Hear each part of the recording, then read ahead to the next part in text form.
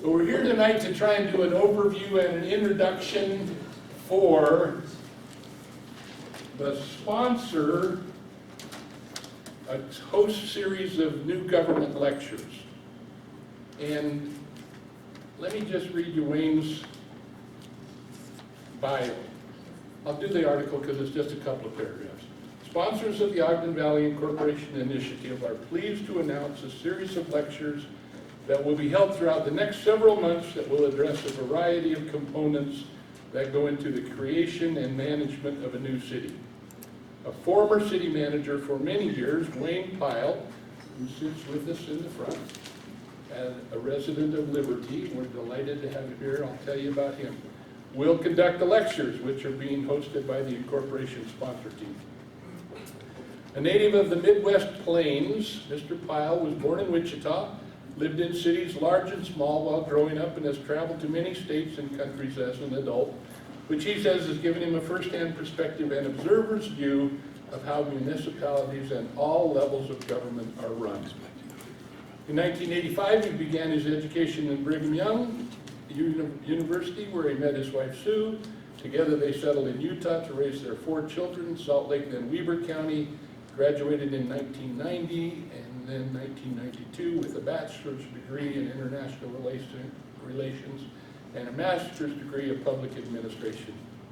During his career, Mr. Pyle worked for 2 different cities, Midvale for 5 years, and then West Valley City for, come on, tell us. 26. 26 years. But it goes on and gets better. He was the assistant city manager for 5 years, and then city manager of West Valley for 21. Anybody lived in West Valley? It's a little different than our Snake City or whatever. It's a little tougher place to live. So Wayne's got more experience than most of us with the city. The city manager in West Valley acts as the CEO of the city, responsible for all aspects of city government, from fire and police to finance and legal. Wayne's comments, if it's from police to finance to legal, it was a great experience where I was blessed to gain knowledge unobtainable any other way in how communities and cities operate. Any of you been in the military? Good for you. In addition to all of that, the next paragraph is kind of for those of us who were. Mr. Pyle also served 21 years in the United States Army Reserves, ending the last portion of his career as a civil affairs soldier, which is basically city management in a war zone. I thought he'd be a good candidate to talk to us here in the neighborhood. He notes, I was also blessed to see that skill put in operation in Afghanistan in 2006 and 2007. Truly, once again, gaining perspective and experience in building community unobtainable in any other way. Wayne adds, Sue and I have owned homes here in the valley since 2008. We understand firsthand how fortunate people are who live here and how precious a place this valley is. I hope any participation I have in this process will help the people in the valley come to a decision that will lead to a preservation of this special quality Ogden Valley has, and to do it in a way that results in greater unification of the community. I really think that that last couple of words are important. If we can put the community together, then I think we'll be a lot happier than trying to keep it apart. We've got a Zoom meeting set up. We'll do a couple of announcements, but just a quick, how many of these are we doing? 8 or 9? I believe it's 8. 8.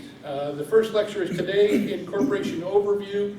We'll probably take 45 minutes or an hour, and then 45 minutes or an hour of your questions, whatever you want, because Wayne's here, we're not going to let it go. Since it's not getting paid for this, or like anything else, he's just helping us out.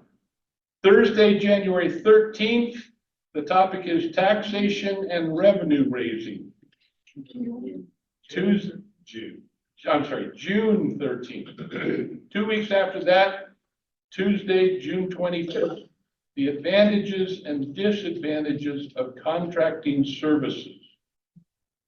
Tuesday, July 9th, for the fourth session, land development process. How to do it, why to do it, when to do it, where to do it. I hope we have a good crowd for that. Bring your friends. Tuesday, July 30th, a new city transition plan. How to start from nothing and get it up there. Tuesday, August 6th, external relations, federal ownership of property and municipal relationships. We are surrounded by the federal government that doesn't generate any kind of tax revenue for anybody. So it's tough to try and live in the middle of that.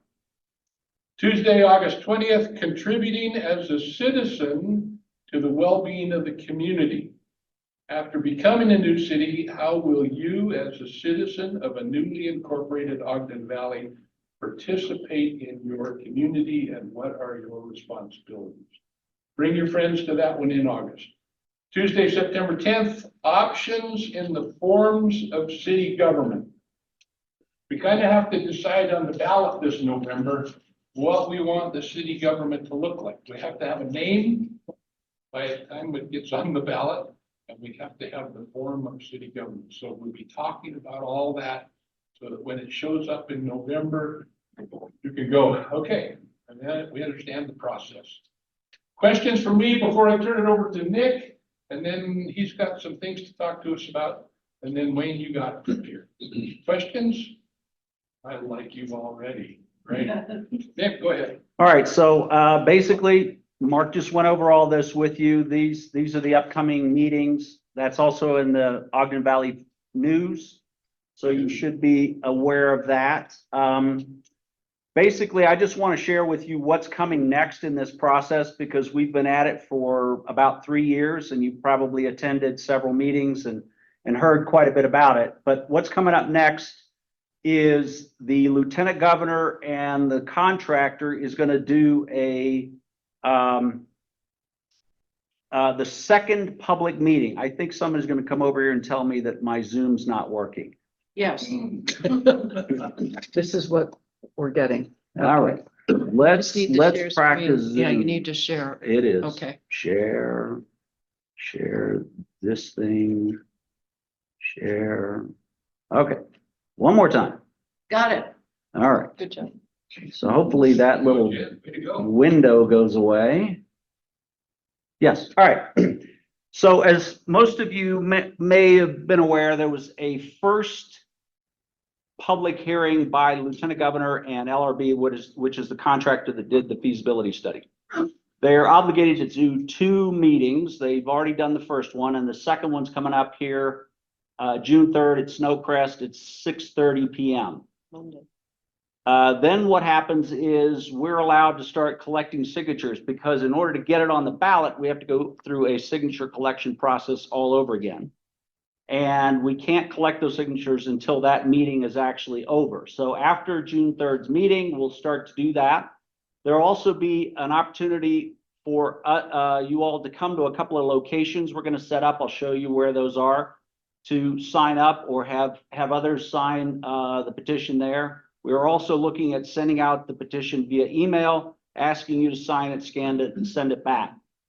Then we submit that. Hopefully we'll do that by about mid-July, and then the Lieutenant Governor and Weaver County will validate that all your signatures match some legal form that they can recognize your voter registration, your driver's license, and when they have signed off on those signatures and we pass the threshold we need to, hopefully we get on the ballot in November. So that's kind of the next sequence of events that are coming up. As far as where we're going to collect signatures, like I said, for some reason this is off to a little edge, but anyway, we'll be doing it at the night of this second meeting on June 30th at Snowcrest, but we'll also be doing it at Eden Park and the Huntsville Mercantile.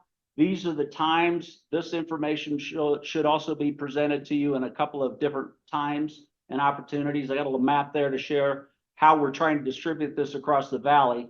We'll also be collecting them at peddlers anytime. If you guys wander in and want to sign one or drop one off that you've already signed, that will give you an opportunity to do that. And we hopefully will get the numbers that we require by that time frame and be able to submit it in time. Any questions for me? Otherwise, we'll move on to Wayne and his presentation. It's in all these locations. Yes, yes, correct. They look, you can't see them. And I can't give them to you until after the second meeting, because the state has to jump through that before we can take any signatures or pass any of these out. But literally, they've got the map, and they've got the names and your signature and the date, printed name, home address, et cetera, et cetera. And this time going around, you have to be a registered voter. No. So they've got to have your precinct number now. No. It's just an additional, It's just an additional an column. additional column that we can do, that we have to meet the criteria of. Okay.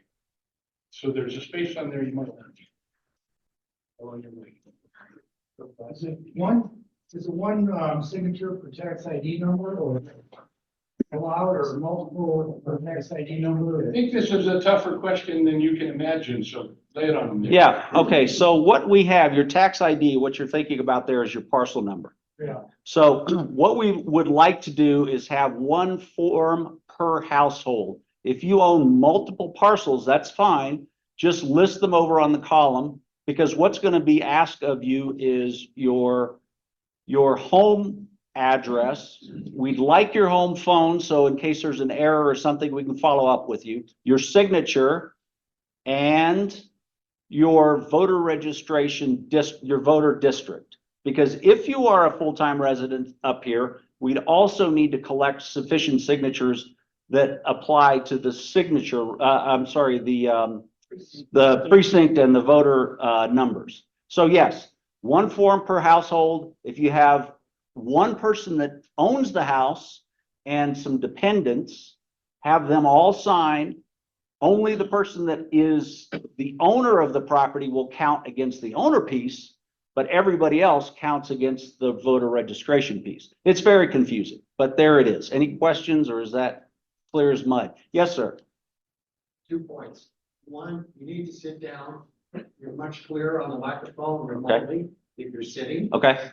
2, what's the definition of the end of meeting? Because I think at the end of the presentation, the formal presentation, people have a tendency to get up and leave. If we wait till the end of the whole question and answer period, we're going to lose a lot of opportunities. So I think we need to define legally what that. I can answer that. The meeting ends when the lieutenant governor says it ends. Alright, The good. meeting will be in the auditorium of the junior high school. When the meeting ends, we'll have the petitions ready to be signed in the hallway of the junior high school. We should put a little pressure on the lieutenant governor's presenters to say the meeting officially is over. Then we can do the handouts. Good point. In fact, because Good I point. usually see people screaming out all the time. Good Okay? point. Thank you very much. Talk about trust. No, One more. Caesar will do Can that. you clarify, you only get one vote per person, not one vote per piece of real estate? If I own 10 pieces of real estate, I don't get 10 votes. Correct. The value. but what about the signatures? With us that have multiple, tax ID numbers, I thought that those multiple tax ID numbers count as multiple signatures, but not multiple votes, because you need so many signatures, right? Right. No, what- We're collecting signatures to get on the ballot in November. We're not voting for anything until November. Right. But I We've think, got to collect the signatures Not now. answering my question. yeah. So I think what you're pointing out here is if you have multiple parcels, We have 27 parcels, it sounds like, between the two of us. okay. So what you would do is you'd only sign once, but list all your parcels out on the column where your parcel IDs would be listed. And your acreage and the value of your acreage would count towards getting it on the ballot. And because we have to meet 3 thresholds. One is 10% of the acreage in the valley. If Second, there's 100 acres, we've got to have ownership for 10%. we have to have 7% of the valley's private land value. If it's worth $100 million, we have to have $7 million worth of signatures. And we have to have 10% of the registered voters in the valley. So the first time we went through this process, we were only concerned about the first two items, your acreage and your value. This time, we also need to collect registered voter signatures. So in your case, your 27 parcels would add up for the value and the acreage, but you only count once for your registered voter. We've tried to create a ballot in conjunction with the governor's office that allows them to verify and validate the signatures and the parcel numbers and the acreage as easy as they can. That's why it looks a little silly, because Technically, it's not a ballot. no, it is absolutely not a ballot. Yeah. It is an application to get on a ballot, It's a petition. a petition, sorry, correct word is petition, thanks. Any more questions around that? Hopefully that cleared it up, because it's not simple. All right. Thanks, Nick. Yep. All right, We're Wayne. ready. Thank you all. And just because you've been so patient and the tension is a little bit thick in here, how about if I introduce Wayne and you give him a round of applause, okay? And don't throw anything in. Wayne Pyle. I'll go to that first slide, Nick. And I'm more than happy to use a microphone if it's needed in the back or it helps or not. I think if for the people online, if you stand at this end of the room, Okay. it might help for them. I tend to wander, so if Okay. I wander and I forget, then call me back or whatever.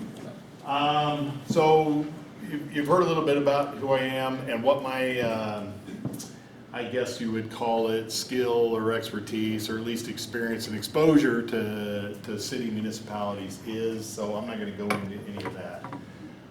When we talked about doing this information series of lectures, and I was asked to do that, basically I kind of conceived of this first one here as really, we're not gonna get into a lot of detail of, you know, what revenue is, for example, or what contracting is, but more of a, this is what we plan on covering, and this is what you'll see over the next few weeks. And if you have questions about that, that could steer me and or the folks that I might have come in and speak on that with the committee and the group here, that would be helpful for me as we prepare it then.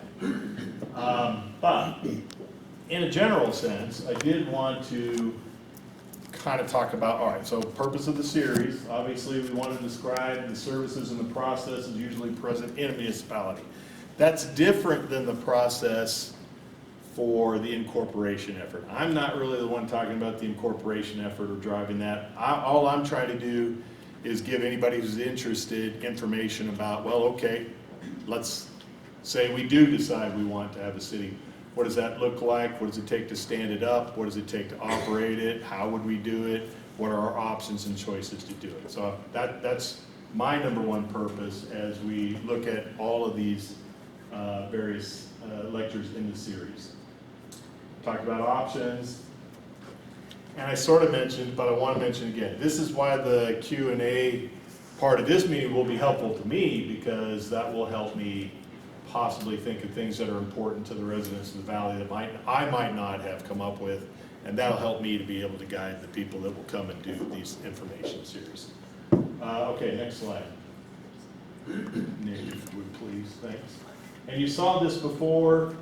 I'm going to give you a real quick overview of each one of the items. Also, again, I thought I might mention, I planned on only taking like somewhere between 15 minutes, maybe a little bit more. I know we're already almost half an hour in, and we want to leave you plenty of time for questions. So this could be the shortest meeting of the whole series, or it could be the longest. I'm prepared and ready for either one of those, and that'll be fun. So first one, taxation and revenue raising. Really just quickly, there are a couple of things that you might want to look at. There was this feasibility study. We can talk about that a little bit, or maybe some folks on the committee. There's been some mention of it in the paper.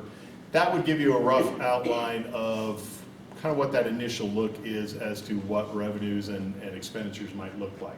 But I can tell you in the revenue, taxation and revenue raising discussion as municipalities go, I can really boil it down to you to sort of three legs of a stool. There's property tax, there's sales tax, and then everything else. And roughly with a little give and take, those three legs will be sort of equal in that equation. Now, each one of those legs has a bunch of different things that drive those, so that will probably drive most of the discussion in that second, or that, well, second lecture. Advantages and disadvantages of contracting services. In any city that would be considering incorporating, this is a huge discussion right off the bat, because there's only so much you can do. There's only so many humans that are going to volunteer to, be elected officials. You're not going to have hardly any staff at the very beginning, and frankly, you're going to want a lot of time if this incorporation goes forward. And by a lot of time, I mean years, to decide which of these services you might want to actually provide yourself as a municipality, or you might want to contract across the years, or the community might change its mind. I've seen cities, for example, change how they do policing between having their own department and contracting for that service multiple times in one city in the space of a couple of decades. So again, this is another one of those items that I think of any subject that we're talking about here, as residents, we should all be cognizant of and aware of. This is what that whole discussion is about. What do the people and the residents of the community want for themselves? So contracting services, I actually have somebody who's already committed to talk about that subject, a gentleman named Shane Pace. Currently, he's the Chief Administrative Officer of Sandy City. He was the first, what was called contract administrator of Taylorsville when it incorporated some 20 odd years ago, or whatever it's been now. And he's agreed to come and kind of speak to that. I think he'll be awesome in that subject. Land development process. I hesitated there. I want to hear if there's any going to be any intakes of breath or gasping or anything. This is possibly the biggest topic any city talks about, whether they're newly incorporated, whether they've been around for a long time. And I'm only speaking to my experience in Utah. I haven't been a city manager anywhere else, but in that time that I've been in city management, it's all been in Salt Lake Valley, but I'm familiar with Utah County because I went to school there, have family there. I'm familiar with Weber County because I've lived here for a while and I've kind of watched it. Of course, I've had colleagues throughout the state, from Tremont and down to Escalante, St. George area too, so this is a huge topic, and it's no different here, and I know that. I read the paper, I've watched development proposals that have come, some that have been fulfilled, some that have not. I think certainly in my own mind, development is not a dirty word in and of itself.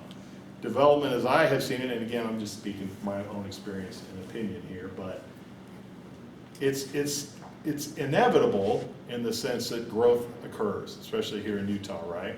But there's all kinds of things that you can have from an effect as residents in the community to affect that process in a way that should be more unifying. I used that word as I was talking to Shanna and putting together some information, or at least letting everybody have their say and their thoughts on the subject heard, and not just that. I think a lot of times people think as a community, I'm going to go to this hearing and I'm going to say my say, but they've already decided they're going to do what they're going to do, and there's nothing I can do about it. I can guarantee you that's not true. Now that's one side of the coin. The other side of the coin is there are all kinds of people in the development process that have a say in that. Property owner, the local controlling government, state for sure does. State is heavily involved in how state statute affects development, all that sort of thing. So there's all kinds of people involved. I also have somebody that's committed to that topic, is one of the foremost experts in the state. This is a lady named Nicole Cottle. She's had literally decades of working in this area. She's even done a little bit of work up here, I think, in the past. Transition plan. This is going to be an interesting one. I'm not sure who I'm going to have speak to this. I might maybe just either do it myself or ask one of the committee to do it, and maybe with some pointers I can give them.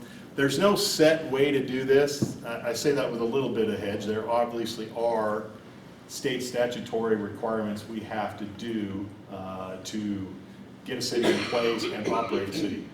But a lot of that is really sort of the boring detail thing that you guys probably aren't going to be thinking about in terms of transition plan. For me, this is kind of the scariest piece. This is the thing you want to do the absolute best you can right off the bat. And I'm talking about things like legal representation, insurance, a good set of ordinances that won't be the final say on what you do as a community, but would be a good basis from which to start.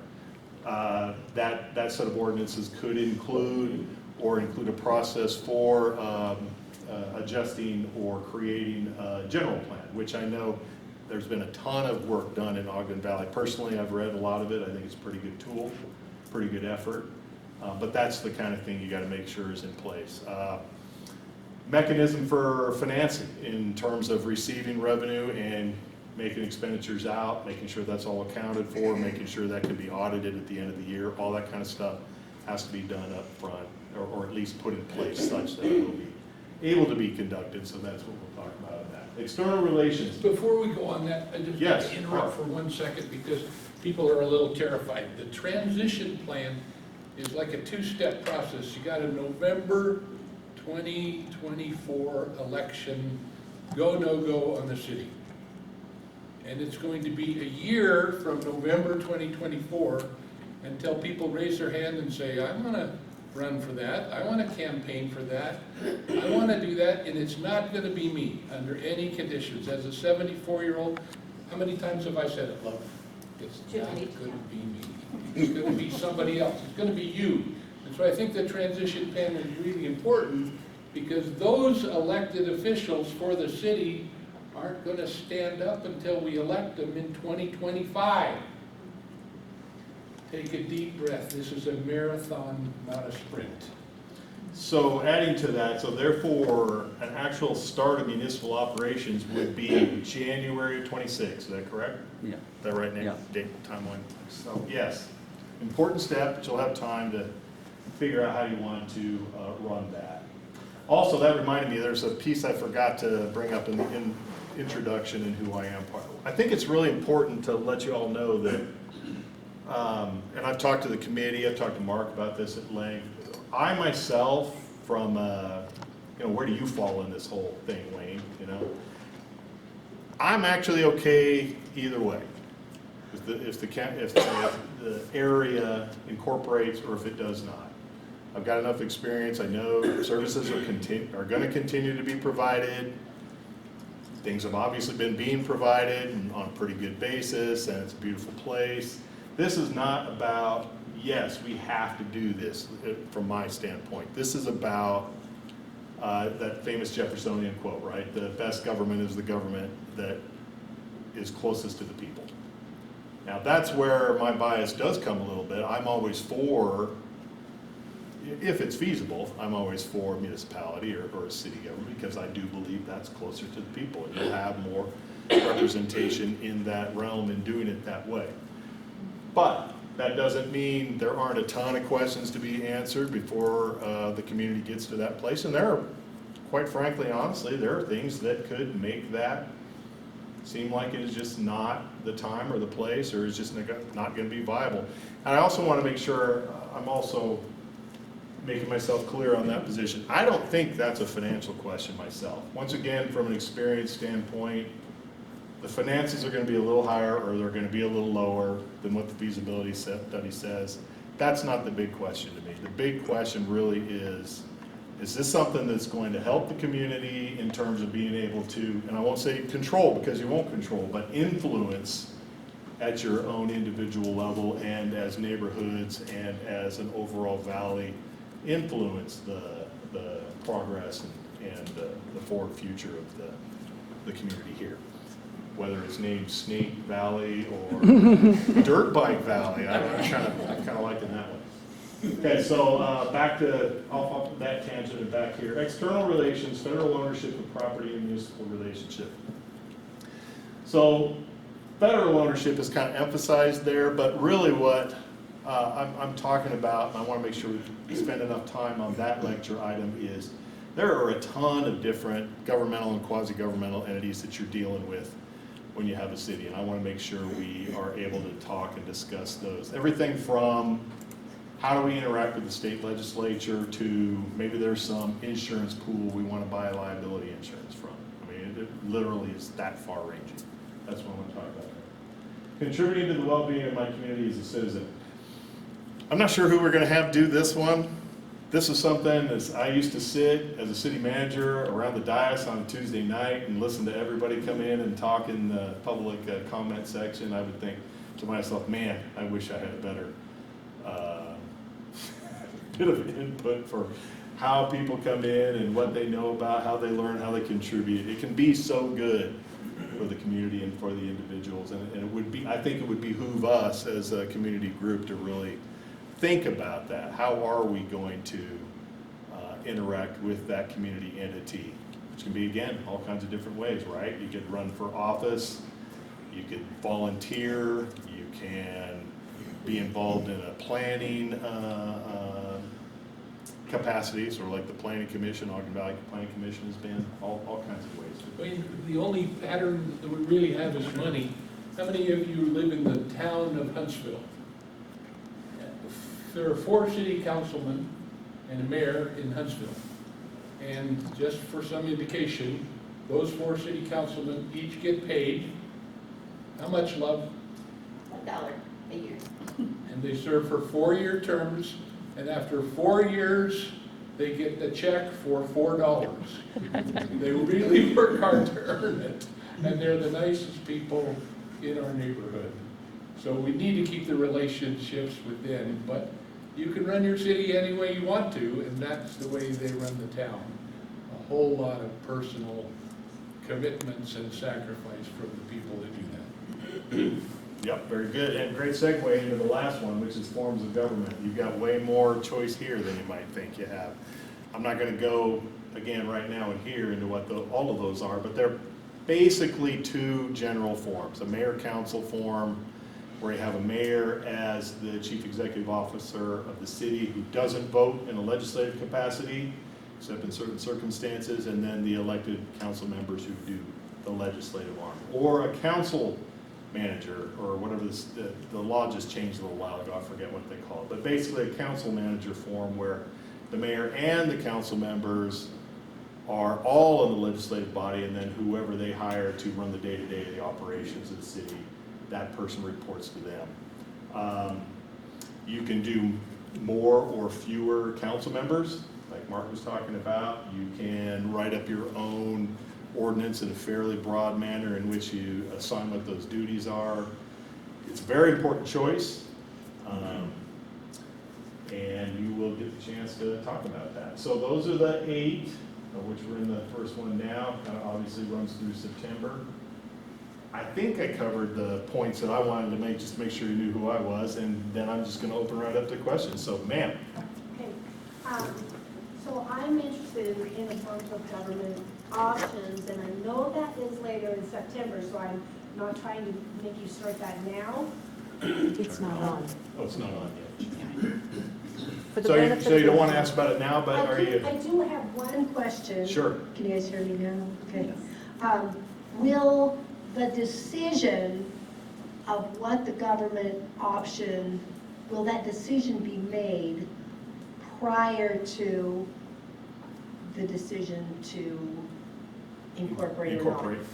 Will I'll that leave be that to the known committee. first, or do we decide and then decide later? So that is one of the items that's on the ballot when we choose to incorporate. Oh, okay. So that's one of the things. So that's why we want to be educated Right. about that before this coming November, so that we go into that with, good knowledge on what we're voting for. And to clarify, we have the form, but not any individuals named on it. The ballot will just say, do you want to incorporate, do Right. you want a 4 council, 5 council, 6 council? But they're not going to give anybody's name. Not elections. Yeah, Sure. correct. So that's a great question, because it, once again, does go to one of the purposes we're hoping to fulfill in this information series, the more commentary or preference or feel for what that might be might actually, I guess, influence what the question looks like in November. So there is a legal form that question needs to follow, and I'm trying to get that from the Lieutenant Governor so we can educate ourselves. Look for this on the ballot, because that's what it's asking you. But there's also a form of government that 90% of the cities in Utah use, and it's probably the one we would default to. But we're going to learn a lot more come September 10th. Sir? So, not to beat that subject to death. Hold on. I'm gonna get you on Zoom. But when it comes time, when that goes on the ballot, does that mean we'll be voting one for incorporation, not incorporation, and then have a separate area where we're choosing the type of government? I was just wondering that too. Is Yeah, that that's two what we're separate trying to find questions? out from the Lieutenant Governor is what exactly are we going to be voting for? So it's clearly understood, and it's not a surprise to anybody what the ballot looks like. But they are masters at not committing for these various things. But there is law, there's language in the law that we can pull out and take a look at what it's specifically going to ask you to decide on. It's a little bit frustrating. The lieutenant governor's office are the nicest people in the world, but they're 12-year-olds. And I'm an old guy, so I have to have it spelled out for me. And the law literally says, the incorporation ballot will say, do you want to incorporate, yes, no? If you do, what kind of a form of government do you want? A, B, C, or D? That's the law. You'd think that the 12-year-olds could just say, and I'm sorry to say that out loud, but I've told them to their face. You'd think they could tell us, this is what it has to say, but we struggle with that. They won't give it to us. Okay, next question. Yes, ma'am. Is it, when we vote on the type of government, the management process, can that be changed down the road if we decide as a city? Great question, yes. And current state law says you can do that every 4 years. So there is a time frame that they don't want you to get too crazy about and, be switching back and forth really suddenly, but short answer is yes. Okay, yes, sir. Yeah, hi, I think you were involved with the incorporation of, was it West Valley then?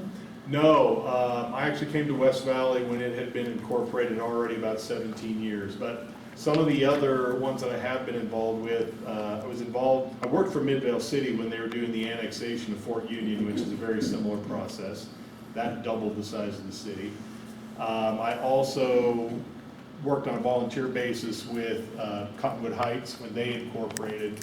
And then I observed pretty closely because I had colleagues that worked for them, some of the other ones like Mill Creek, for example.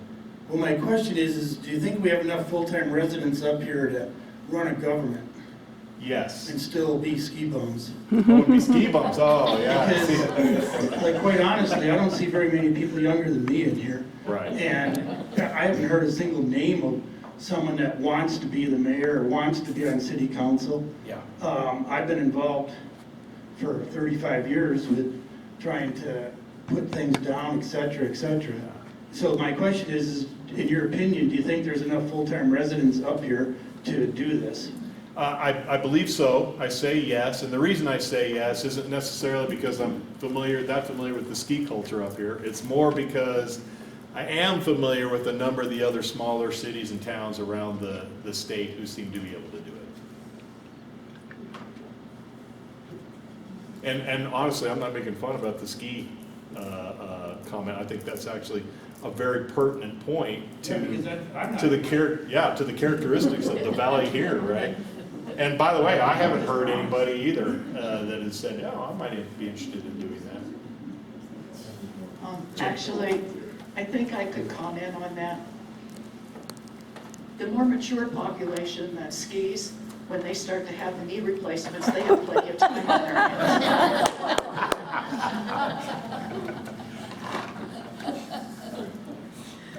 Okay, other questions? Jan, did you have another one too? Yes, I do want to say this because this question comes up all the time. For those people who are reluctant to proceed with incorporation, our taxes are going to go up, our taxes are going to go up. The fact remains, our taxes are always going to go up, all right? Because we cannot control the assessments Weber County issues on our property. And I believe, Wayne, that's because the state defines how the assessment should be done every year? It's done according to state law, but it's the county who actually, and still will, runs the assessment process. But we can't control that. But if our taxes go up, it's not because of incorporation, okay? And the feasibility study did show that, so.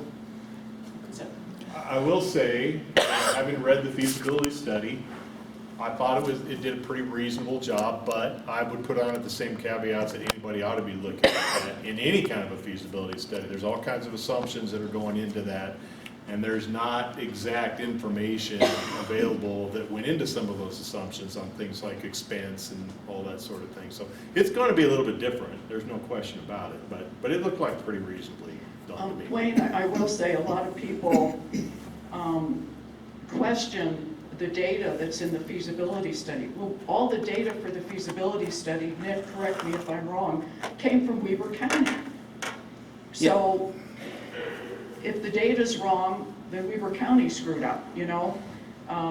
But that was the primary source of data, correct, Nick? Yeah, so when a feasibility study is constructed, they have to go to the current service providers that are doing those services. The sheriff's department, the road crews, everybody gets consulted on that information. And LRB isn't, or the contractor isn't really in a position to fabricate numbers. So the numbers are coming from those people who are providing us services today, and they're asked, what would you charge tomorrow? And that's kind of how the feasibility study is built. Where it gets, where it's some conjecture is, well, at what rate are we going to grow? What's, you know, those sorts of things, because that, a lot of the study is based on a per capita basis. So as the city grows, your number of roads, number of houses, number of people living there will also increase, and therefore this is the projection. But it does really, most of it originate from Weber County themselves. And there is a lot of back and forth. The feasibility consultant does review this information with Weber County. Weber County gives them feedback on it. They adjust the numbers back and forth jointly. So it's a collaborative effort between the consultant and those who provide the services today, and it's their projections of what it might look like going forward. Yes, ma'am. When you have your session on taxation and revenue raising, could you also include fees? And are fees for sure ever a viable source of, you know, like for example, Pine View is used a lot. I know it's not our particular, what do I want to say? We're not responsible for that, but maybe there's something else that a fee could be used for. So I just would like to know some of the potential revenues that could be, you know, fee-based. Okay, very good, yes. So the feasibility study does, to some extent. There's been a request to see you, Wayne. Nope, pardon. No, turn around, look at the camera, there you go.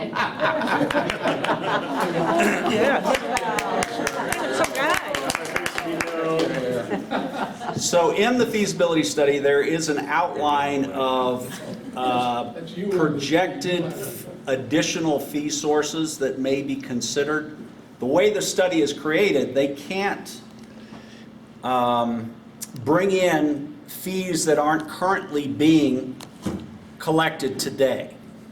So for example, short-term rentals, there's a great number of short-term rentals up here, but that process of registering them and start to collect taxes on them, a city is allowed to collect a 1% tax on short-term rentals, right? And so there's a revenue source that isn't happening today, even within Weber County all that much, but it's something that we could potentially leverage going forward. But LRB can't factor that in because they don't know what it's going to be. They can only look at real numbers today and ask those people, what would you charge tomorrow? And that's not one that's there. So yeah, things like that are options going forward. There may even be more money available to us than the study shows.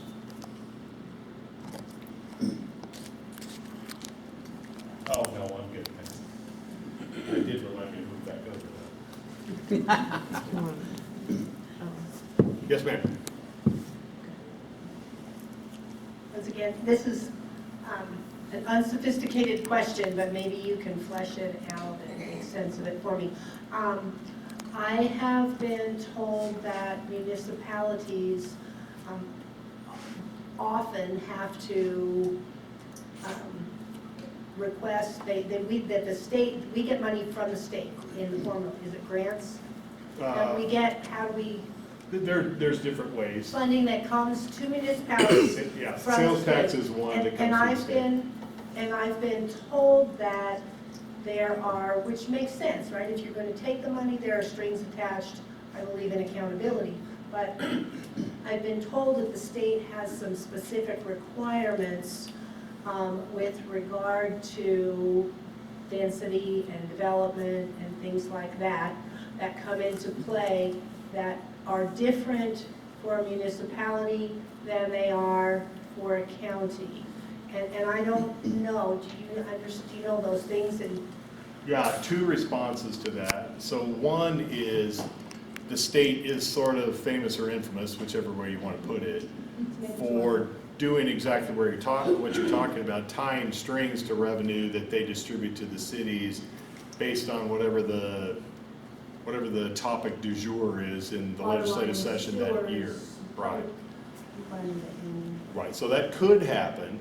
I will say that specific to the topic that you're talking about, in terms of development strings, I have not seen that yet. I have heard threats to do that through things like the affordable housing plan, for example, that's required by all cities to be produced every year, but I haven't seen it. so a mayor of a small town in northern Utah told me that that is something that they work with every single day. That as they try to plan, they also have to try to plan how they can appease the requirements of the state, and the requirements that are their biggest concern are the requirements that want them to have more dense housing. Yeah. And he said that's been going on for years. Decades. Okay. Yeah, in fact, And this. I guess I would like to understand more about that and how that works. Yeah, that's actually a great question, which might fit under two of these topics here.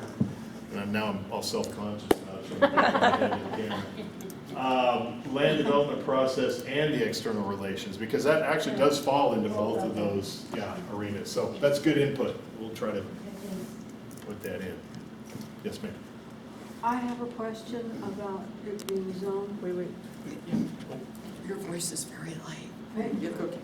I have a question about redevelopment, agency control, and being appointed or being removed. Who is in control of redevelopment agencies of the state to determine whether or not the city would be under a redevelopment designation? Yeah, the city itself is in control of whether there's a redevelopment agency and who sits on the redevelopment agency board. Some cities have, like Salt Lake, for example, have people that are separate from the city council who sit on the redevelopment agency, and some cities have the council members themselves be those board, or however they define the RDA in their individual city. So each municipality or district decides for itself on this issue? Yes, and not only how, but even whether. So there are lots of cities out there that don't have redevelopment agencies at all. And what happens if the revocation of that, I mean, say they decide not to? Nothing. Revoke it? Nothing? No. It's not a requirement to have a redevelopment agency. Okay, thank you.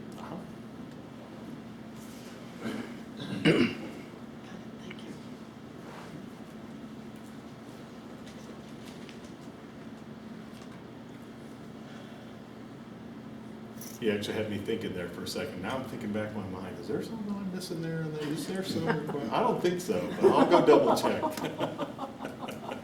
Thank you. You bet. Anybody else? Okay. Oh, yep, go ahead, ma'am. Here we go. Is this on? Okay. Yeah. I can hear. So you asked the big question in your introduction. To what extent would being incorporated help us influence the future of the valley? And I think that's the one that everyone wants to know over all these weeks. But in particular, I mean, at a lot of these past meetings, people have expressed a lot of dissatisfaction, particularly with Weber County. And so could you touch on just a general answer as far as what will be left to Weber County to decide and what would be left to the city to decide in broad strokes? That's a great question. Okay. So as a municipality, you would take almost all, now I'm kind of freaked out because of the RDA question, almost all, if not all, development process type decision-making away from the county. Now that doesn't mean you would have all decision-making authority, because like I said, the state has a lot of statutory requirement in that area. But that would be one area where the municipality would now have that responsibility, and therefore the elected officials would be responsible for you to that, and the county would not. Or someplace where they will. Property tax, like I mentioned before, in assessment, that will still be assessed, collected, and distributed by the county, just like it is now. Now that doesn't mean, again, that you don't have influence over that, because as a city, the elected officials can either raise or lower the rate that by which the amount collected will be determined, so the city would have that kind of influence over that. Let me see, what are some other things? One thing that it's almost erroneous to term it this way, but for the sake of simplicity, I will. If you go home right now and look at your tax bill that you get in the summer and then pay in the fall, it's got all those different taxing entities on there, right? And lots of them are run or created by the county. Some of them are not, some of them are associated. Library is, for example. Fire district is not, it's its own district. What's another example? School, completely different, right? But if you think about all those different entities that are on that taxing distribution there, you won't have, nothing will look different at all. All of those distribution decisions, I should say, those taxing decisions will be still determined by those districts, which will also be important to you as it plays into things like contracting services, advantages, disadvantages against. Like, let's say, for example, and I'm not recommending this, I don't think you should do this, but let's say you decided, hey, we don't like the fire service, so we're going to build our own fire service. There's a mechanism for doing that, but it's pretty arduous, and it would be hard to do that. Whereas when you're starting up a city, just going with the fire district and leaving it in place as it is probably the best way to go. That's a little off of the subject of what your question was, but it kind of gives you an idea of the things that change and don't, and it's representative of that.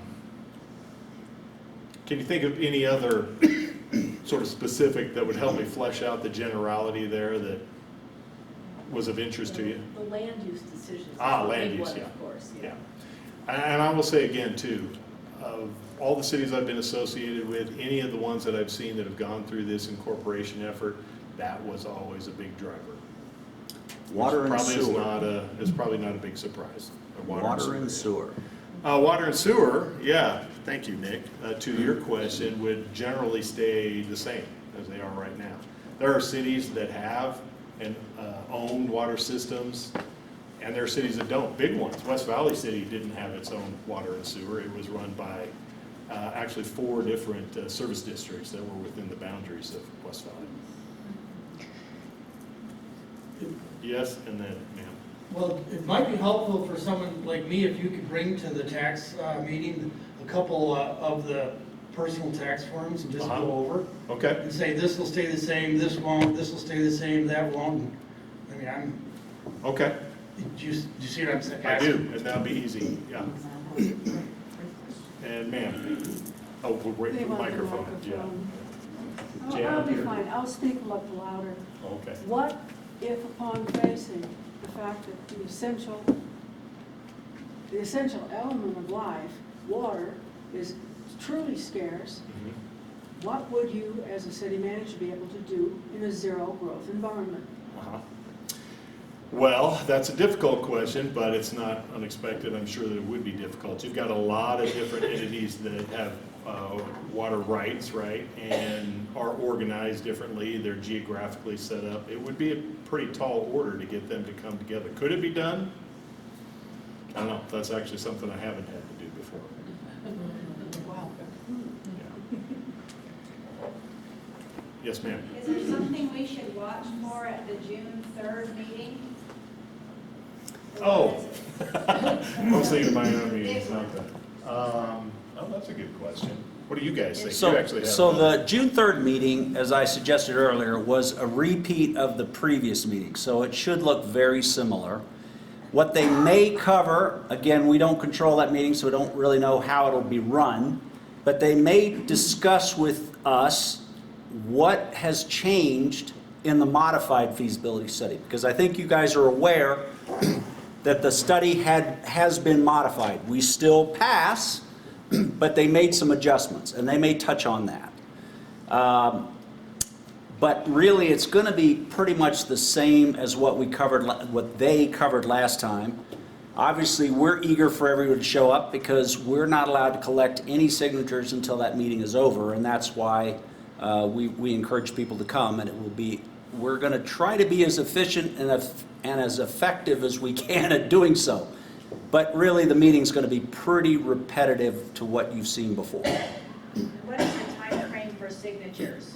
After that meeting, June 3rd until? So what I'm projecting is mid-July, because the law is very specific. This takes so many days and that takes so many days. And if you kind of back up from the November 5th election time, our point at which we would really like to get those signatures turned in is the middle of July, so that the county does their thing, the state does their thing, so on and so forth. But mid-July is when we want to get it. So we're down to like 6 weeks or something like this. Last round, just so you know, took something like 4 to 5 months to collect the signatures the first time around. People are on vacation, that's why I kind of wondered. Oh yeah, we're paranoid about all those things. Multiple parcel owners, but only one signature. What about the people who this is their second home? They're a property owner, but they're in Michigan. Right. So our challenge is obviously getting to those people. What we have been trying to do over several months is collect as an extensive an email list as we can. And our hope is that we can send out emails to those remote people and ask them to do the signature and return it. Apparently that's okay. And we've done it in the past. So they can do the signature and then return it to us as a scanned image, and we will turn that in, and that apparently is okay. We will post the petition on our website too, so those out-of-state owners can download it. So out-of-state owners can download it, sign and scan and send it back. Randy, will you take a minute and just talk about the website, so what's on it, like where, how do they get to it? Jan, you give her the microphone again. Oh, sorry. Here it comes. We can pull it up if you want. Yeah, Please our do while you website, talk. we actually have a lot of information on there, including the articles that have been written in the Ogden Valley News, and those are located under the blog. And there's a whole chronological list of those. In addition, the feasibility study, the new one is there as well, so the final feasibility study is available. I don't think we have the precinct map, but we'll get that added to it. Well, you caught me flat-footed. I swear I had it right here. It's OgdenValleyInc.org. It's down in the bottom middle. Right in the middle. One more. One more. Nope, down. Yep. There you go. Okay, that's the website. All right, now let me go back to sharing because Zoom doesn't necessarily share what I'm showing. So we're going to share this thing now. Okay. All right, you're back on. So if you go under resources as well, we've loaded the general plan there, down into the middle of the screen right there. scroll down a little. So you have the general plan. Any studies that have been done in the valley, we really try to keep our hands on those so that it's easy reference. We have a really hard time finding all the assets that the county has collected over the years. If you go to the FAQ, we've answered some of the simple questions, and we do have more coming. I think we should have a posting of also the questions that were, and I think that's that under the blog, all the questions that were submitted to the Lieutenant Governor's office. We put those on the site as well. I think those will be under the blog.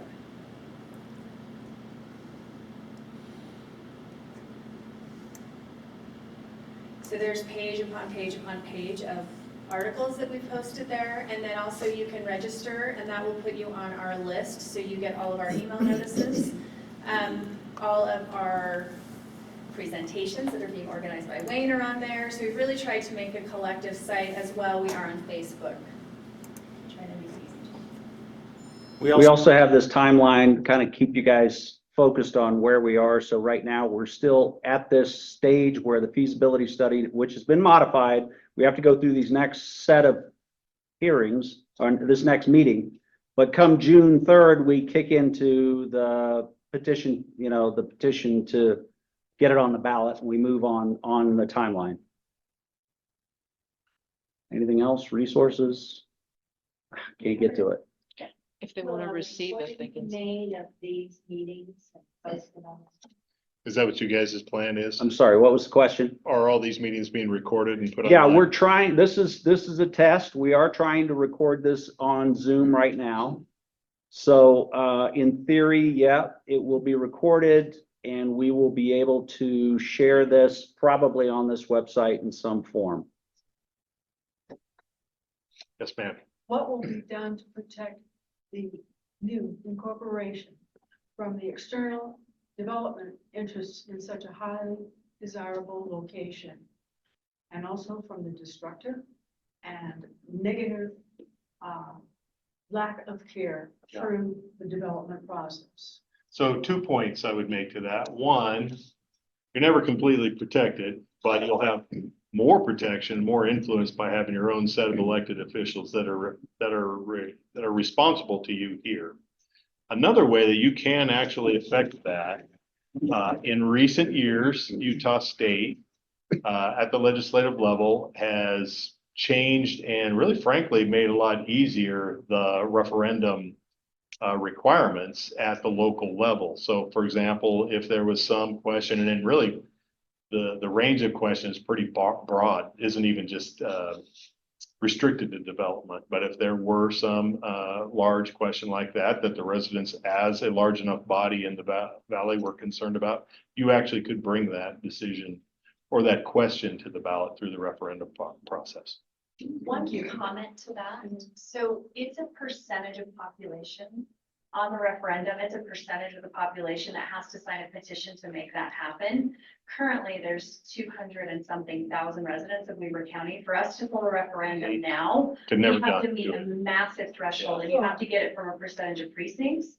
So it makes it very feasible to do versus like right now, I think it would be so hard for us to do a referendum on anything that the county did. And if I can add to that, it's also a ballot initiative. If the people want to bring something to put it on the ballot, the same type of thing. Right. We'd have the problem where we would have to include the entire county, and that's why I feel like that our voice has been taken away to a certain point. I will add the point, the caution that tool is a very double-edged sword. You can really start getting into problems and unintended consequences by using it, but it is available. Can you bring up that again? I didn't catch the first part of that. On the referendum question, what is the issue? If you start doing that, then you start doing what? if you start bringing referendums to the elected body. Good, thank you for making me clarify. If you start doing that, it starts becoming a known process. Groups can use it against each other. You can overwhelm a city's agenda, so to speak, by bringing, too many questions. It starts getting much broader. Like I said, it wouldn't necessarily just be about a development question. It could be about taxation. It could be about almost anything. So it could get out of hand. Thanks.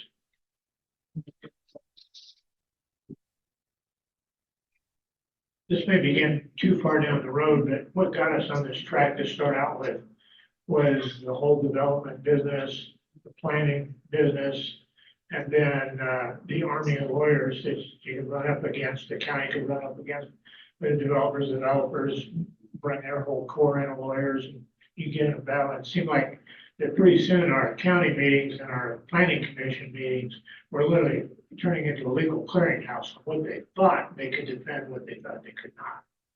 I'm wondering, is there somewhere in this process we could also get some information from experienced people that when we start to talk about with this size, population-wise, physical size, what we would anticipate in the way of a planning staff and a legal staff.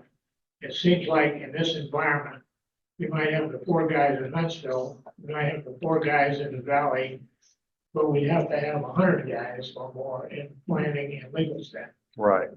just because of the situation. Gotcha. Yes, absolutely. Is there some way we could bring that into when we analysis of the local government options? Is there any way, or is that too far downstream? I don't think that's too far downstream. I mean, we're 3 or 4 topics in. I'll speak with the guest speaker that I've asked to address that, and I'll think about it myself too. That's a hard question, because just like any business or function, you need more people or less people depending on the stability of the function itself, right? I mean, you always know how many people you're going to need to pick up the garbage, pretty much. But if you've got some legal situation like you're describing over a controversial, whatever it is, topic, you need more help or less help. But what do you do for that? Do you hire more full-time people? Do you keep the core full-time people and contract and get outside expertise? What do you do? So it's a good question.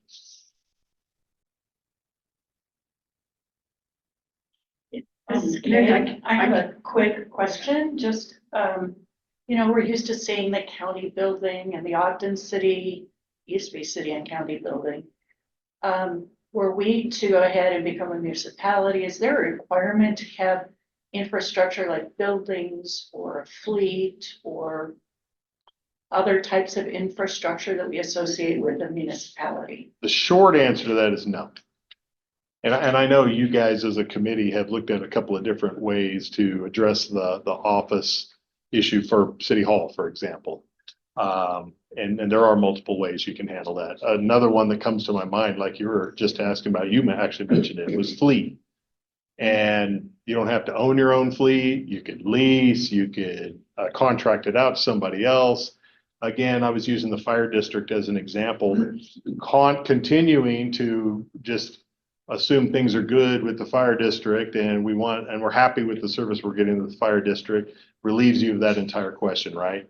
And that's a big question when it comes to equipment. I mean,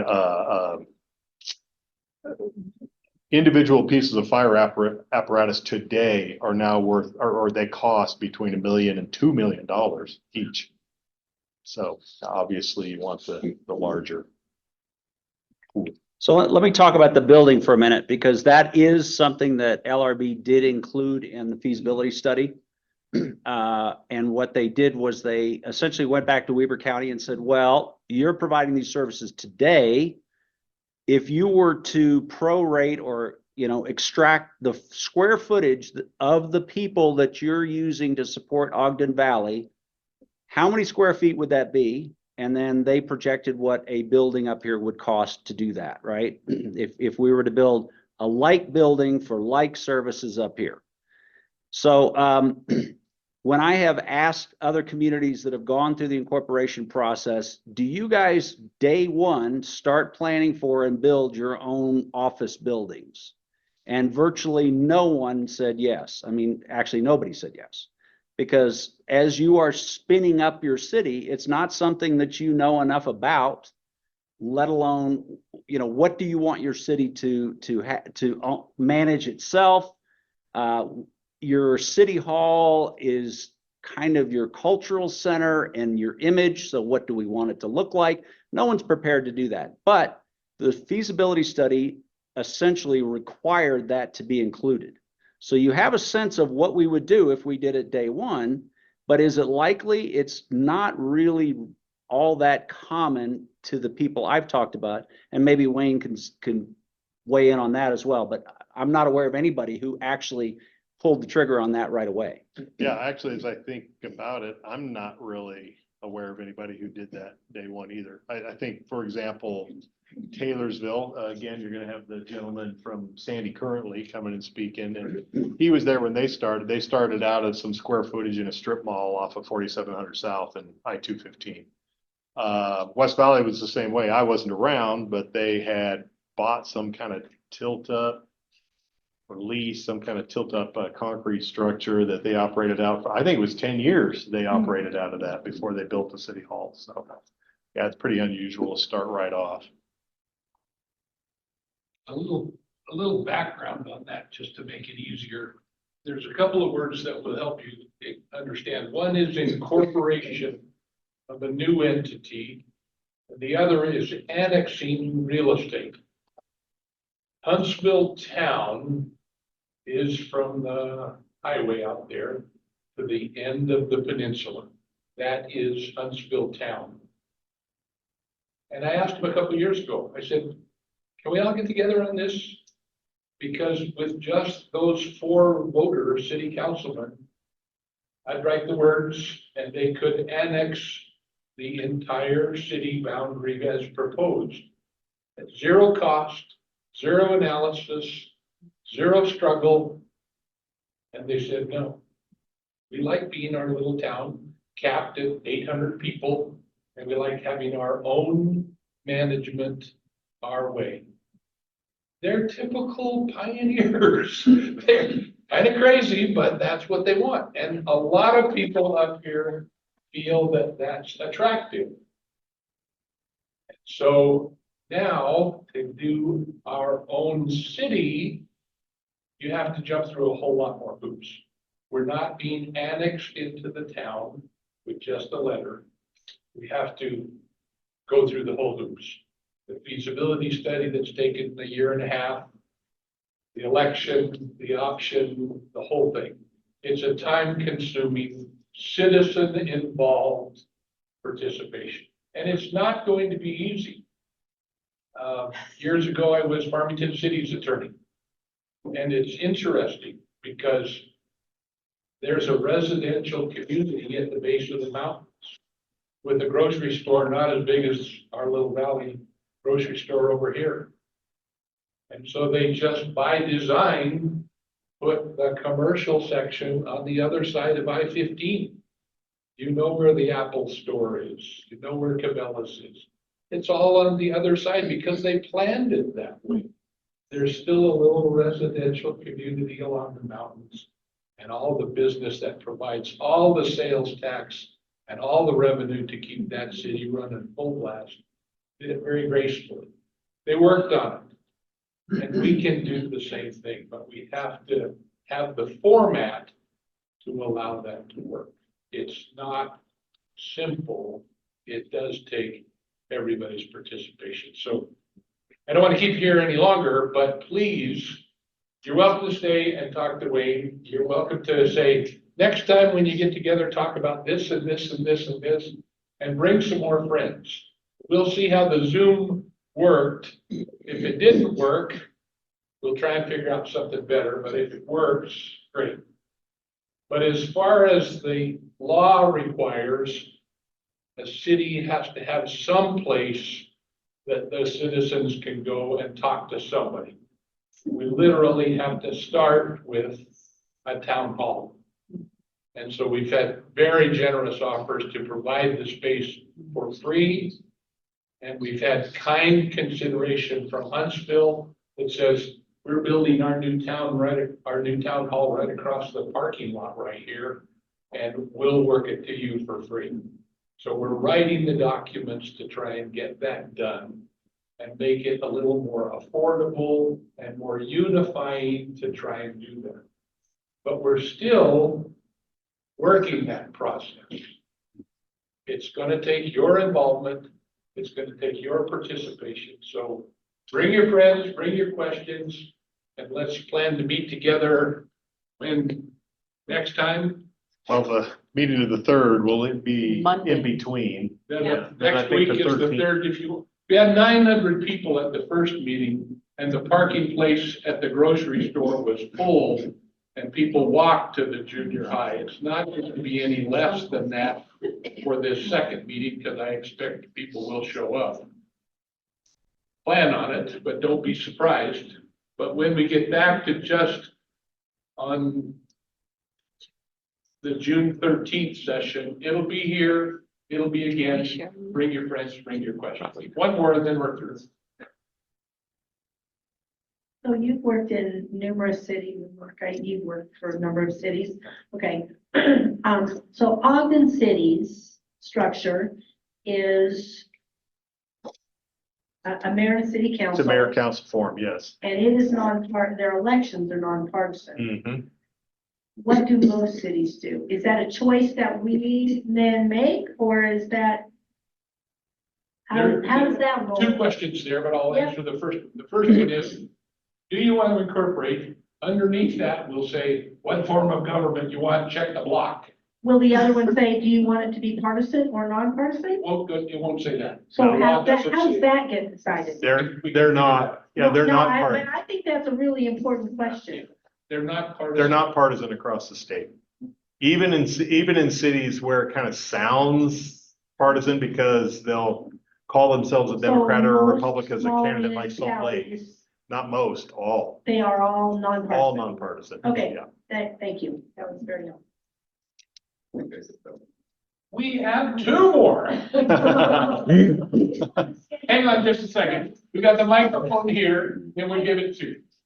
Okay, the one question that keeps popping into my head is the concept of the October surprise in elections. We had a surprise after the last meeting when everything was moving forward, everything was put to bed, and all of a sudden, hey, guess what, guys? Actors in town that don't want this to go through a curveball and threw everything back into the, back to the picture and said, okay, now you gotta get them to set aside and throw it here. What are the, on June 3rd, that is, are there any more surprises that can be thrown to get this thrown off the ballot or not allowed to be put on the ballot other than not getting enough? To my knowledge, no. So at this point, the map is locked. Nobody can opt out or annex. That's done. That was one of the things that caused the modified feasibility study. So the only. On that was until annexed a little piece of the cemetery out there. And although there's no revenue because it's federal property, the feasibility people had to go do it again. And say, okay, you just lost 100 acres of your proposed revenue base for a new city. What does that affect and how much does it affect? And it was Yeah, so really, they only annexed like 46 acres, which was worth essentially $700,000. But if you change literally anything on the border of your of the boundaries, you have to go through the process again. And when you do, the feasibility consultant has to go back to all the service providers again and ask them for updates. So it did drive some changes in it, but fundamentally nothing significant happened. Okay, but the point is the map's locked. They can't do nothing. That can't happen again. The only thing that's really going to prevent us from getting on the ballot is not collecting enough signatures. Now, the point here is we have a year to collect those signatures. We would really like to get it on the November 2024 ballot. For one thing, I want to be done. But the other thing is, what's this valley going to look like in another year or another 2 years? So we have a year to collect those signatures. I'm pretty darn confident we can get that many signatures in a year's time. Can we get it in 6 weeks' time? That's where we're going to need your help. Go talk to your friends, neighbors, relatives, ask them to sign And then we go on the ballot in 2024. But right now, it's a direct line, and unless, yeah, I think we're fine. If you don't get it on the ballot this time, you run the possibility of somebody's gonna, somewhere in the state of Utah, some legislator's gonna say, hey, guess what? How about we put this law that's gonna. Right, and I think some of you are probably aware of the recent attempt to pass Senate Bill 252, which really was a retroactive requirement that all communities that are currently going through the feasibility study that had not voted on it yet would have to have their study done again at a higher threshold. And essentially that would have stopped not only us, but all communities in Utah that were going through the feasibility study. So that was an attempt to disenfranchise essentially everybody who was going through that process. But you're absolutely right. There is another example. We will have to be very vigilant because laws can be changed at every session. This process that we're going through right now has evolved since we started. But when you go through this process, when you submit your earlier paperwork, the law is locked for you on that version of the law. It's changed twice since then. We're not subject to those changes. But if we were to go through this process again in 7 years or whatever, we would be subject to whatever the new changes are. That's why Senate Bill 252 was so interesting, because it was retroactive and would have touched everybody. Yes, ma'am. Did you suggest sentence wording, get our friends to sign this that don't want to incorporate? Yeah, so Mayor Daley in Chicago said, vote early, vote often. How about that one? I think we would, yes, let's think of something that would, obviously attending these meetings is a great opportunity. There's a lot of concern out there. I'm not sure how this works. Oh, how to get them on. Okay. Well, knowing why they're against it is a big piece, because what's driving that? You know, what's driving that point? Because honestly, we've done everything we feel we can to show you that this is viable. It's the right thing we should want to do. Yes, sir. Just quickly, my wife just texted me. Most of our property is in LLCs. Yes. Do we qualify? Absolutely. For signature on the petition? Absolutely. So let me talk about that for a minute. There are a lot of people up here who have their land in trusts and LLCs. More than any other place. Absolutely. It's mind-boggling. 60% of the ownership are in trusts or LLCs. You're a very sophisticated group, and the value of the city, anybody want to throw a number on the value of the city? Read the feasibility study, and whoever can come up with the feasibility study consultant's number, I'll give you $10.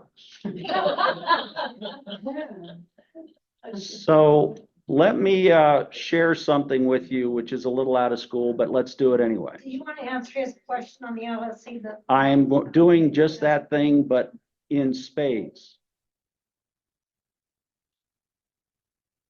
All right. This is what it looks like. Yes.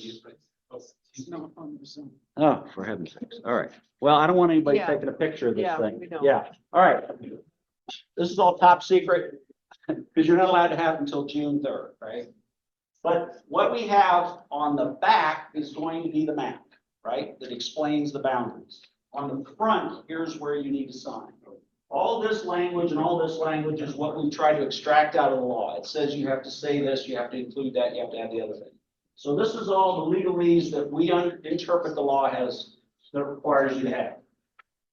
But what we need is your signature, your printed name and phone number, and your home address. Not where your parcels, but your home address. Over here, I realize this is tiny, but if you are a registered voter up here, we would like your precinct number. Now, when you come to get these petitions signed, we will have ways of helping you through this. Look it up. There's things online that we can use. We'll have precinct maps posted. So we'll try to help you through this. Get this precinct number, and here's your parcel numbers. All right. Now, if your land is in an LLC or trust, then what we need is down here, owner of record, LLC or trust. If you have multiple LLCs or trusts and they're slightly different and different people have to sign because they're different legal owners, you need a new form for everyone. So what we're trying to do is have either one household, let's say the owner and their dependents, that the owner would really be the one counting towards the parcel, but all the voting dependents would count.